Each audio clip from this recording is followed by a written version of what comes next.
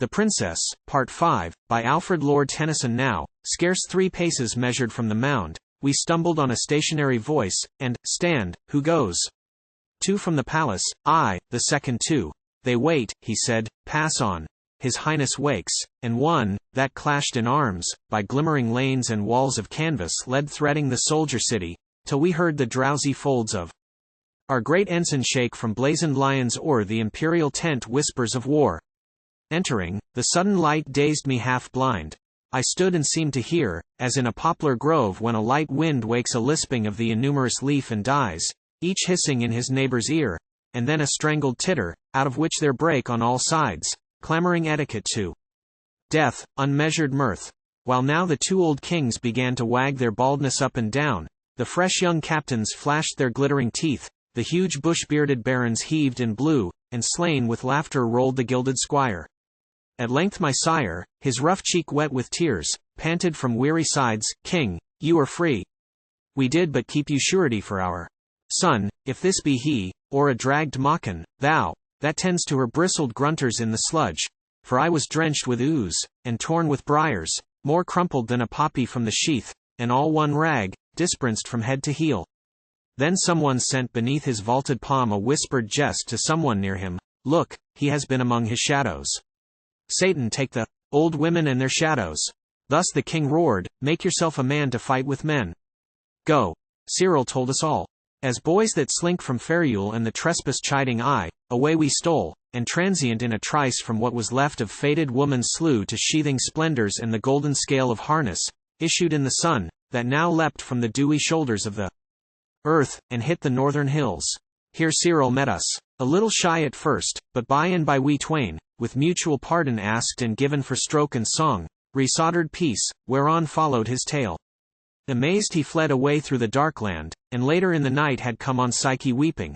Then we fell into your father's hand, and there she lies, but will not speak, or stir. He showed a tent a stone shot off. We entered in, and there among piled arms and rough accoutrements, pitiful sight, wrapped in a soldier's cloak, like some sweet sculpture draped from head to foot, and pushed by rude hands from its pedestal, all her fair length upon the ground she lay, and at her head a follower of the camp, a charred and wrinkled piece of womanhood, sat watching like the watcher by the dead.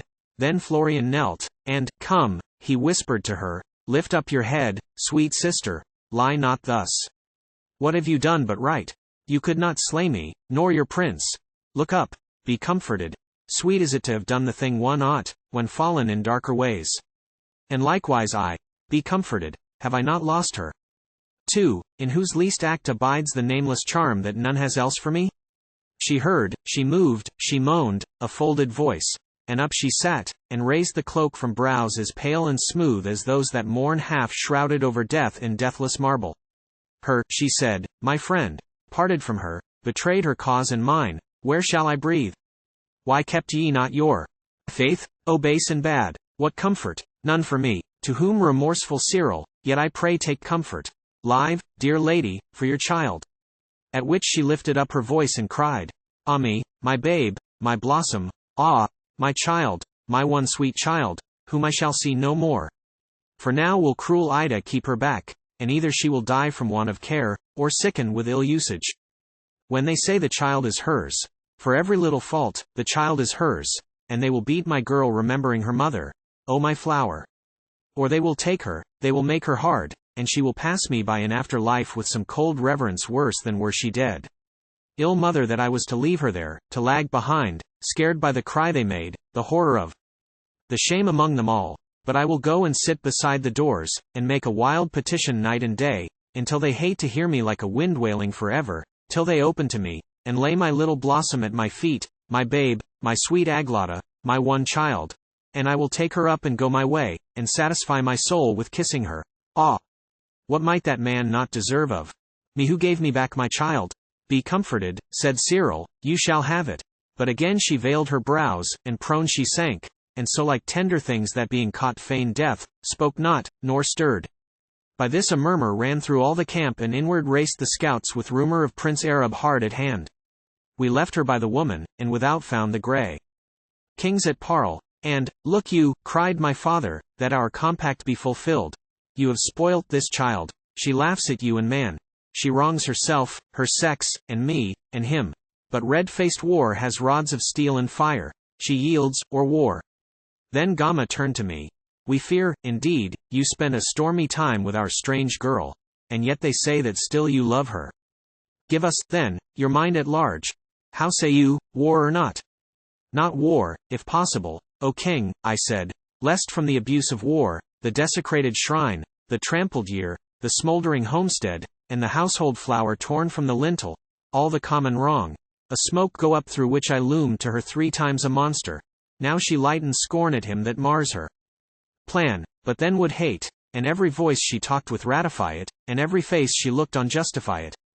The general foe, more soluble is this not, by gentleness than war. I want her love. What were I nigher this? Although we dashed your cities into shards with catapults, she would not love, or brought her chained, a slave, the lifting of whose eyelash is my lord, not ever would she love, but brooding turn the book of scorn, till all my flitting chants were caught within the record of her wrongs, and crushed to death. And rather, sire, than this I would the old god of war himself were dead, forgotten, rusting on his iron hills, rotting on some wild shore with ribs of wreck, or like an old-world mammoth bulked in ice, not to be molten out. And roughly spake my father, Tut, you know them not, the girls. Boy, when I hear you prate I almost think that idiot legend credible. Look you, sir, man is the hunter. Woman is his game. The sleek and shining creatures of the chase, we hunt them for the beauty of their skins. They love us for it, and we ride them down, wheedling and siding with them. Out, for shame, boy. There's no rose that's half so dear to them as he that does the thing they dare not do, breathing and sounding beauteous battle, comes with the air of the trumpet round him, and leaps in among the women, snares them by the score flattered and flustered, wins, though dashed with death he reddens what he kisses. Thus I won you mother, a good wife, worth winning. But this firebrand, gentleness to such as her, if Cyril spake her true, to catch a dragon in a cherry net, to trip a tigress with a gossamer were wisdom to it. Yea but sire, I cried, wild natures need wise curbs. The soldier? No. What dares not Ida do that she should prize the soldier? I beheld her, when she rose the yesternight, and storming in extremes, stood for her cause. And flung defiance down gauge-like to man, and had not shunned the death, no, not the soldiers. Yet I hold her, king, true woman. You clash them all in one, that have as many differences as we. The violet varies from the lily as far as oak from elm. One loves the soldier, one the silken priest of peace, one this, one that, and some unworthily. Their sinless faith, a maiden moon that sparkles on a sty, glorifying clown and satyr, whence they need more breadth of culture. Is not Ida right? They worth it? Truer to the law within? Severer in the logic of a life? Twice as magnetic to sweet influences of earth and heaven? And she of whom you speak, my mother, looks as whole as some serene creation minted in the golden moods of sovereign artists, not a thought, a touch, but pure as lines of green that streak the white of the first snowdrop's inner leaves. I say, not like the piebald miscellany, man, bursts of great heart and slips in sensual mire, but whole in one. And take them all in all, were we ourselves but half as good, as kind, as truthful. Much that Ida claims as right had ne'er been mooted, but as frankly theirs as dues of nature, to our point, not war, lest I lose all. Nay, you spake but sense, said Gama. We remember love ourself in our sweet youth. We did not rate him then this red-hot iron to be shaped with blows. You talk almost like Ida, she can talk, and there is something in it as you say, but you talk kindlier. We esteem you for it. He seems a gracious and a gallant prince. I would he had our daughter. For the rest, our own detention, why, the cause is weighed, fatherly fears you used us courteously. We would do much to gratify your prince. We pardon it. And for your ingress here upon the skirt and fringe of our fair land, you did but come as goblins in the night, nor in the furrow broke the ploughman's head, nor burnt the grange, nor bust the milking maid, nor robbed the farmer of his bowl of cream. But let your prince, our royal word upon it, he comes back safe, ride with us to our lines, and speak with Iraq. Iraq's word is thrice as ours with Ida. Something may be done, I know not what, and ours shall see us friends. You, likewise, are late guests, if so you will, follow us, who knows? We four may build some plan foursquare to opposition. Here he reached white hands of farewell to my sire, who growled an answer which, half muffled in his beard, let so much out as gave us leave to go. Then rode we with the old king across the lawns beneath huge trees, 1,000 rings of spring in every bowl, a song on every spray of birds that piped their valentines, and woke desire in me. To infuse my tale of love in the old king's ears, who promised help, and oozed all o'er with honeyed answer as we rode, and blossom fragrant slipped the heavy dews gathered by night and peace, with each light air on our mailed heads, but other thoughts than peace burnt in us, when we saw the embattled squares, and squadrons of the prince, trampling the flowers with clamour, for among them rose a cry as if to greet the king. They made a halt, the horses yelled, they clashed their arms, the drum beat, merrily blowing shrilled the martial fife, and in the blast and bray of the long horn and serpent-throated bugle, undulated the banner. Anon to meet us lightly pranced 3 captains out, nor ever had I seen such thews of men, the midmost and the highest was Iraq. All about his motion clung the shadow of his sister, as the beam of the east, that played upon them, made them glance like those 3 stars of the airy giant's zone, that glitter burnished by the frosty dark, and as the fiery Sirius alters hue, and bickers into red and emerald, shone their morions, washed with morning, as they came. And I that prated peace, when first I heard war music, felt the blind wild beast of force, whose home is in the sinews of a man, stir in me as to strike. Then took the king his 3 broad sons, with now a wandering hand and now a pointed finger, told them all. A common light of smiles at our disguise broke from their lips, and, ere the windy jest had labored down within his ample lungs, the genial giant, Iraq, rolled himself thrice in the saddle, then burst out in words. Our land invaded, death, and he himself your captive, yet my father wills not war, and, death. Myself, what care I, war or no? But then this question of your troth remains, and there's a downright honest meaning in her. She flies too high, she flies too high. And yet she asked but space and fair play for her scheme. She pressed and pressed it on me. I myself, what know I of these things? But, life and soul, I thought her half right talking of her wrongs. I say she flies too high, death. What of that? I take her for the flower of womankind, and so I often told her, right or wrong, and, prince, she can be sweet to those she loves, and, right or wrong, I care not. This is all, I stand upon her side. She made me swear it, death, and with solemn rites by candle light, swear by saint something, I forget her name, her that talked down the 50 wisest men, Tilda was a princess too, and so I swore. Come, this is all, she will not waive your claim. If not, the foughten field, what else, at once decides it, death. Against my father's will, I lagged in answer, loath to render up my precontract, and loath by brainless war to cleave the rift of difference deeper yet, till one of those 2 brothers, half aside and fingering at the hair about his lip, to prick us on to combat, like to like. The woman's garment hid the woman's heart, a taunt that clenched his purpose like a blow, for fiery short was Cyril's counterscoff, and sharp eye answered, touched upon the point where idle boys are cowards to their shame, decided here, why not? We are 3 to 3. Then spake the third, but 3 to 3? No more? No more, and in our noble sister's cause? More, for honor. Every captain waits hungry for honor, angry for his king. More, some 50 on a side, that each may breathe himself, and quick. By overthrow of these or those, the question settled die. Yea, answered I, for this wreath of air, this flake of rainbow flying on the highest foam of men's deeds, this honor, if ye will. It needs must be for honor if at all, since, what decision? If we fail, and if we win, we fail. She would not keep her compact.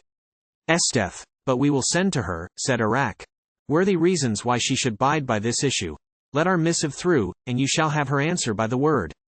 Boys, shrieked the old king, but vainlier than a hen to her false daughters in the pool, for none regarded, neither seemed there more to say.